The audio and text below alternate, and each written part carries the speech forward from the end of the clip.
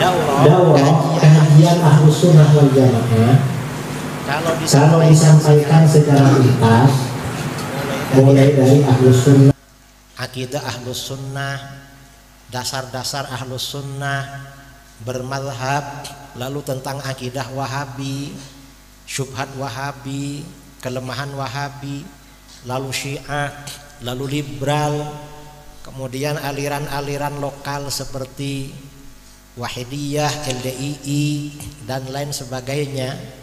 Itu kira-kira butuh waktu 7 hari 7 malam. Karena saya coba pelatihan di mana-mana dari dulu, biasanya kalau 7 hari tuntas. Dan di sini insya Allah kita cukup setengah hari. Ya biar nanti lah ustadz-ustadznya yang menuntaskan itu. Kita ini hanya memberikan gambaran-gambaran aja. Ini Ahlus Sunnah wal Jamaah. Nah, masyarakat kita ya, mengapa di Indonesia ini aliran-aliran sesat mudah masuk? Karena aliran-aliran sesat apapun di luar negeri, kalau masuk ke Indonesia pengikutnya ramai. Kadang di negeri asalnya sedikit, di sini ramai. Ini mengapa? Saudara kalau ada di pondok Darul Mukhlasin, ya seakan-akan Indonesia ini santri semua. Karena kesana kemari santri, sholat 5 waktu, berjamaah, baca wirid, baca zikir. Tapi di luar enggak. Mengapa enggak? Di negeri kita di Indonesia, hasil survei 2024, survei IIKI, Institut Ilmu Al-Quran, umat Islam Indonesia yang enggak bisa baca Quran 72% lebih. Jadi setiap 100 orang ngumpul di luar pondok ya, di luar pondok, yang enggak bisa baca Quran 72 orang, yang bisa 28. Artinya apa? Baca Quran aja gak bisa, apalagi ngerti ilmu agama. Makanya Wahabi datang ikut, Syiah datang ikut, kemudian apa namanya, aliran yang lain datang ikut. Karena memang banyak gak bisa baca Quran masyarakat kita. Ini yang baca Quran, lalu yang sholat 5 waktu. Hasil survei pemerintah tahun 2024, umat Islam yang sholat 5 waktu itu sekitar 38%. Jadi setiap 100 orang yang sholat itu cuma 38. Hasil survei lagi 95% umat Islam Indonesia sholat setahun 2 kali. Itu survei yang menggembirakan. Jadi 95% 2 kali sholat. Pernah sholat lah walaupun 2 kali setahun. Entah sholat apa namanya itu. Nah, artinya apa? Memang tingkat keawaman umat kita ini memang besar sekali. Karenanya ini perlu. Kemudian juga kan pondok-pondok besar ramai. Ada pondok Payaman, pondok Sarang, pondok Krapya, pondok Pandanaran, kemudian pondok Lirboyo, pondok Ploso, Langitan, Sidogiri, Sukorjo, di mana-mana. Kemana para santri? Kata para kiai, sampai saat ini alumni pesantren setelah pulang dari pesantren yang terjun di dunia dakwah dan pendidikan sekitar 5%. Jadi setiap 100 santri pulang, diperkirakan yang akan berdakwah dan ngajar cuma 5 orang. Sisanya yang 95 jalan-jalan, syukur. Nah, ini artinya apa? Ini PR bagi kita. Makanya kemarin ini muncul aliran baru ya, masalah nasab apa. Banyak yang ikut, dan yang ikut biasanya nggak sholat itu. Apa saja ikut memang di negeri kita ini. Jadi artinya apa? Ke depan ini ya, adik-adik santri ini pulang jangan cemas, jangan galau gak punya pekerjaan. Kadang-kadang anak pondok itu begitu masuk pondok digembosi sama saudaranya, sama tetangganya. Buat apa mondok? Kenapa? Mau makan apa nanti?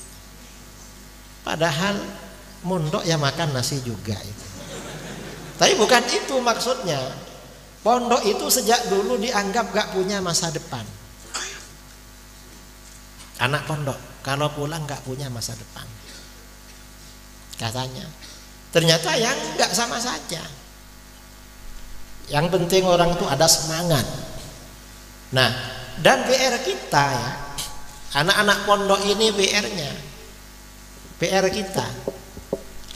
Pertama, gimana sekiranya mayoritas umat Islam yang gak bisa baca Quran bisa baca Quran. Itu yang pertama. Yang kedua, mayoritas yang gak sholat bisa sholat. Dan yang sholat itu masih banyak salah-salah baca doa sholat. Orang-orang saya di Sumatera pernah ngetes jamaahnya yang ngaji tiap minggu, suruh baca doa sholat keliru-keliru, lalu disuruh baca kunut gak hafal. Ditanya sama yang ngajar, lah kamu ikut Wahabi? Enggak Ustadz katanya, memang gak hafal.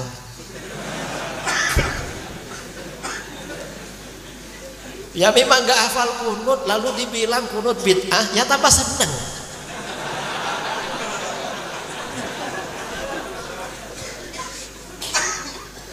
Jadi memang apa artinya, kebodohan, keawaman masyarakat kita ini sangat tinggi sehingga mudah terpengaruh. Ada satu masjid di luaran ya, di pedalaman di Riau. Saya ceramah di situ sudah 3 kali. Dan yang jadi imam hafidz Quran. Anehnya, setiap habis sholat gak baca zikir bareng, gak baca doa.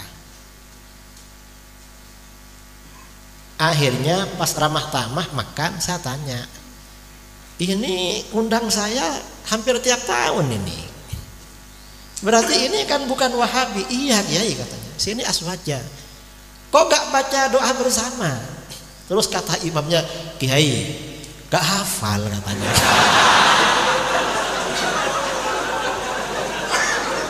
Tolonglah buatkan ini apa yang kami baca biar kami hafal lah, biar kami tambah mantap jadi imam.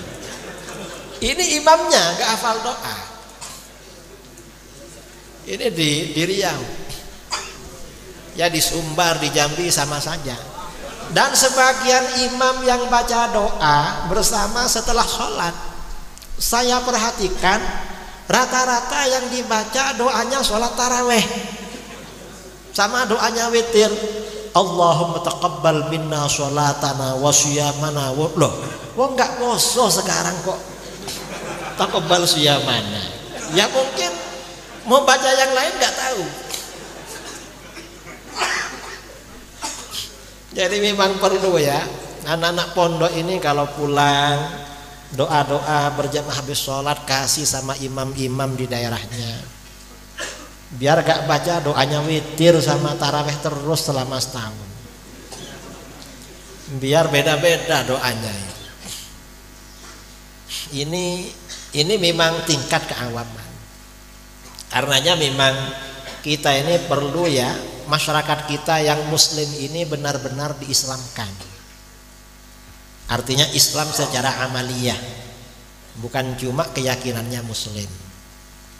Dan nanti Islamnya kita aswajakan, benar-benar aswaja. Karena mayoritas umat Islam kita ini memang aswaja. Buktinya apa?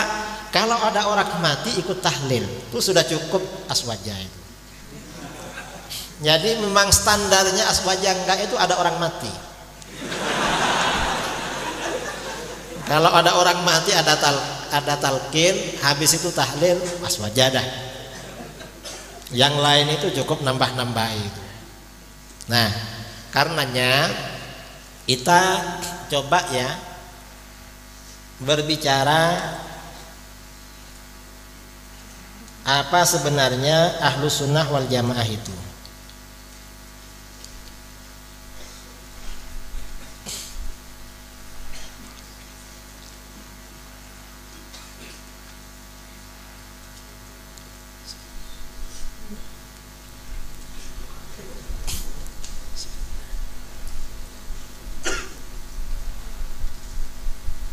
Sekarang ini memang perlu agak modern menerangkan apa-apa itu.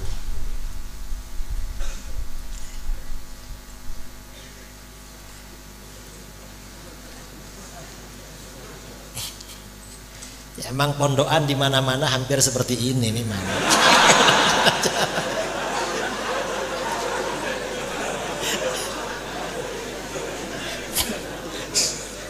Maunya biar mewah, biar agak apa gitu, tapi malah ya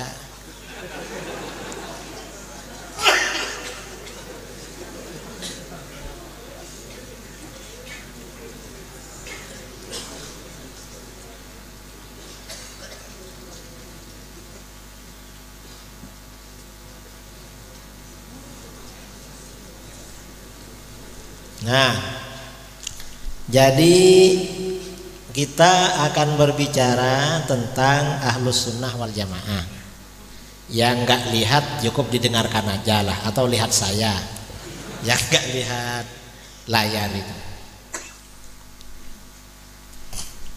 Nah, definisi Ahlus Sunnah wal Jamaah.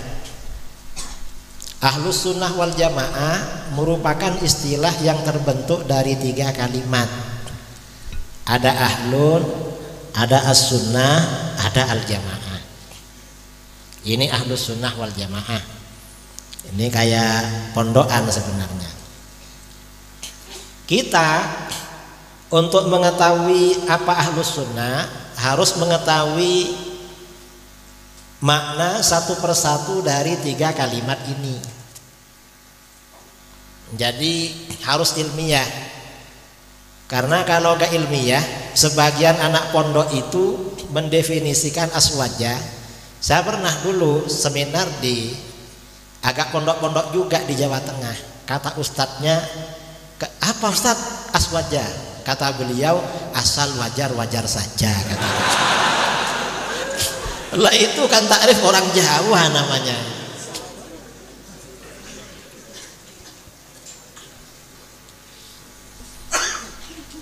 Nah, sekarang yang pertama ahlun. Ahlun ini memiliki beberapa makna. Ada yang bermakna keluarga, ahlul bait, keluarga dalam rumah tangga. Ada bermakna pengikut, Ahlus Sunnah, pengikut sunnah. Ada yang bermakna penduduk, ahlul jannah, penduduk surga. Ini keterangan di dalam kitab-kitab kamus. Berarti Ahlus Sunnah wal Jamaah mengambil makna yang kedua, pengikut sunnah dan jamaah. Kemudian makna sunnah. Sunnah itu artinya apa? Sunnah secara bahasa artinya jalan. Cuma maksudnya ya bukan jalan tol, bukan jalan darat, bukan, maksudnya jalan hidup. Lalu secara syar'i, sunnah adalah jalan yang diridhai oleh Allah Subhanahu wa ta'ala, yang menjadi pijakan dalam agama dan telah dilalui oleh Rasulullah Shallallahu Alaihi Wasallam atau orang yang menjadi panutan dalam agama seperti para sahabat. Ini namanya sunnah. Ini dijelaskan oleh Hadratus Syekh Kasyim Asy'ari dalam bukunya Risalah Ahli Sunnah wal Jamaah, As-Sunnah Lughatan At-Tariqah Walau Ghairu Mardiyah wa Syar'an Ismun Lit-Tariqatil Mardiyah Al-Maslukati Fiddin salakaha Rasulullah sallallahu alaihi wasallam aw ghairuhu mimman huwa alamun fid din kas-sahabah radhiyallahu anhum. Ini sunnah. Lalu jamaah itu artinya apa? Secara bahasa, jamaah artinya adadu kulli syai'in wa kasratuhu. Sekumpulan apa saja dan jumlahnya banyak. Apapun yang kumpul kalau banyak namanya jamaah. Apa aja. Pokoknya banyak kumpul secara bahasa. Ini diterangkan di dalam kitab-kitab kamus seperti kitab Lisanul Arab. Kemudian kalau secara istilah, ya, jamaah secara istilah adalah golongan yang selalu menjaga kekompakan, kebersamaan dan kerukunan. Kompak, bersama dan rukun. Ibaratnya kalau sholat berjamaah, imamnya takbir, ikut takbir, imamnya ruku, ikut ruku, itu jamaah namanya. Kalau cuma ngumpul tapi gerakannya beda-beda, bukan berjamaah namanya, cuma ngumpul-ngumpul. Itu kalau sholat ya. Dan jamaah ini sebagai kebalikan dari kata al-furqah, golongan yang berpecah belah dan bercerai-berai. Jadi pecah belah, cerai-berai, kebalikannya berjamaah. Karenanya walaupun kumpul tapi hatinya, akidahnya beda-beda, bukan berjamaah namanya, cuma ngumpul secara fisik. Nah, dikatakan al-jamaah karena golongan ini selalu menjaga kekompakan, kebersamaan dan kerukunan terhadap sesama, selalu kompak. Maksudnya bagaimana? Meskipun terjadi perbedaan pendapat di kalangan mereka, perbedaan tersebut tidak melahirkan sikap saling membid'ahkan, memfasikkan, menyesatkan dan mengkafirkan terhadap sesama. Walaupun beda. Contohnya apa? Misalnya 4 mazhab. Syafi'i, lalu gurunya Maliki, Hanafi, lalu muridnya Hambali. Antar mazhab ini perbedaannya ribuan masalah. Tapi walaupun perbedaannya ribuan, perbedaan tidak merusak hubungan di antara mereka.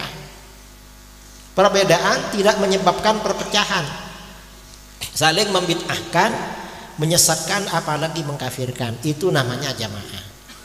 Jadi jamaah itu bukan berarti harus sama. Boleh saja berbeda, tapi perbedaan tidak merusak hubungan. Itu makna jamaah kata para ulama. Ini diterangkan di dalam kitab kamus ya.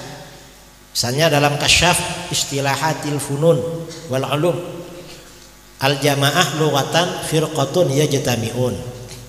Kemudian di dalam kitab-kitab akidah diterangkan ahlus sunnah la yukaffiru ba'duhum ba'dha wa laisa bainahum khilaf yujibut tabarri wat takfir. Fahum idzan ahlul jamaah. Ini arti jamaah. Nah, setelah kita tahu definisi ahlus sunnah wal jamaah, sekarang ada pertanyaan, siapa ahlus sunnah wal jamaah? Tadi kan definisinya jelas, golongan yang mengikuti ajaran yang diridhoi oleh Allah, ajaran yang benar, dan selalu menjaga kebersamaan, tidak saling menyesatkan. Nah, siapa kalau begitu? Ahlus sunnah wal jamaah itu. Dan ini penting kita tahu siapa ahlus sunnah. Mengapa? Karena di dalam hadis-hadis diterangkan Yahudi pecah menjadi 71 aliran, Kristen pecah menjadi 72 aliran, umat Islam lebih banyak lagi pecah menjadi 73. Nah, dari 73 aliran yang ada, siapa ahlus sunnah wal jamaah? Ternyata bagaimana? Ternyata dari 73 aliran yang ada, tidak semua aliran dalam Islam mengaku sebagai ahlus sunnah wal jamaah. Gak semuanya. Khawarij misalnya menamakan dirinya golongan asyurat, kelompok yang menjual diri. Khawarij ini pecah menjadi 20 golongan. Syiah menamakan dirinya Syiah.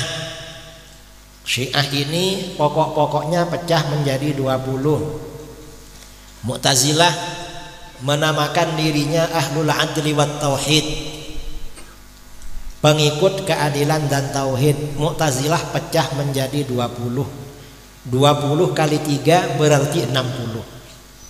Ada kelompok-kelompok lain juga gak mengaku Ahlus Sunnah wal Jamaah.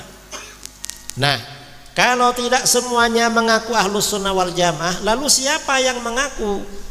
Ternyata dalam perjalanan sejarah hanya 2 golongan yang mengaku Ahlus Sunnah wal Jamaah. Siapa 2 golongan itu? Yang pertama, golongan mayoritas kaum muslimin, jumhurul muslimin, yang akidahnya mengikuti mazhab Asy'ariyah Maturidiyah. Ini yang mengaku aswadiyah. Yang kedua, kelompok minoritas, ya, kelompok minoritas yang mengikuti alur pemikiran Syekh Ibnu Taimiyah, yang dewasa ini dikenal dengan nama Wahabi dan Salafi. Ini yang mengaku Ahlus Sunnah.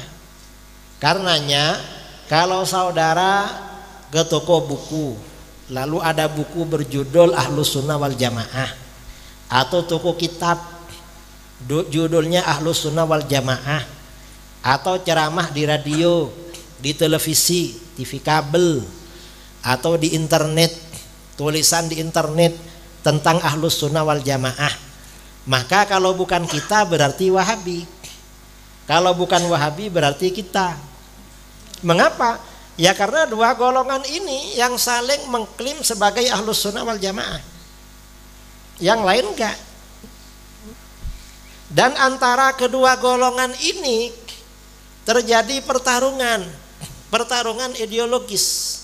Ada konflik, ya, tarik menarik antara mayoritas umat Islam,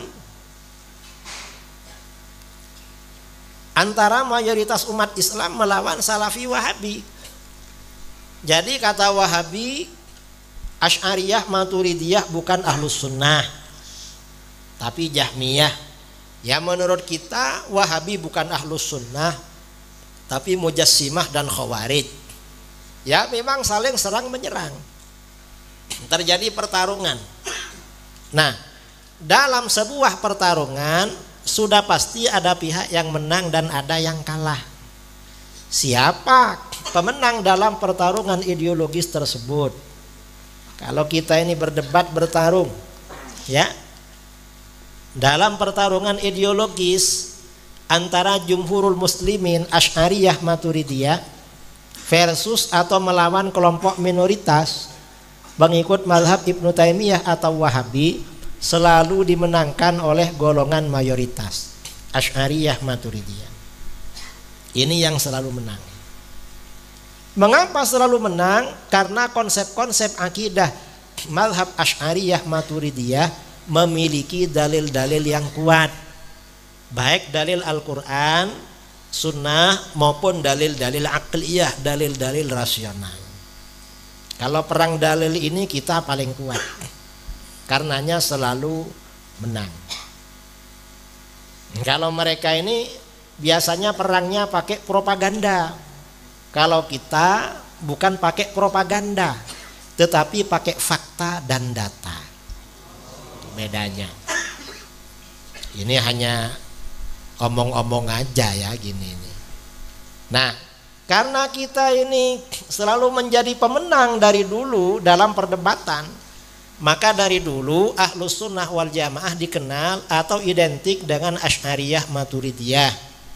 Dalam kitab Ithafus Sadah Al-Muttaqin, ya, Syarah Ihya Ulumiddin, dikatakan idza utliqa Ahlus Sunnah wal Jamaah fal muradu bihim al-Asy'ariyah wal Maturidiyah. Apabila Ahlus Sunnah wal Jamaah disebutkan, maka maksudnya adalah golongan Asy'ariyah Maturidiyah. Dari dulu seperti itu. Ini kalau definisi. Ya karena memang kita Ahlus Sunnah wal Jamaah, definisinya seperti itu. Assalamualaikum warahmatullahi wabarakatuh.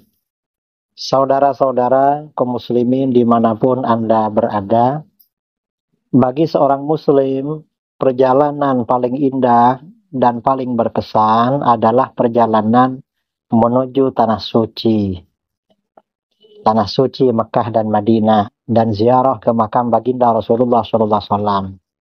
Insya Allah, saya beserta rombongan akan menunaikan ibadah umroh tanggal 20 Februari sampai tanggal 28 Februari 2025 bersama Safir Catur Jaya Wisata. Yang berminat menunaikan ibadah umroh bersama kami, insya Allah mudah-mudahan mendapatkan umroh yang mabrurah, yang diterima oleh Allah Subhanahu wa Ta'ala. Sekian dari saya, mohon doa restu kepada semuanya. Mudah-mudahan perjalanan kami lancar dan barokah. Assalamualaikum warahmatullahi wabarakatuh.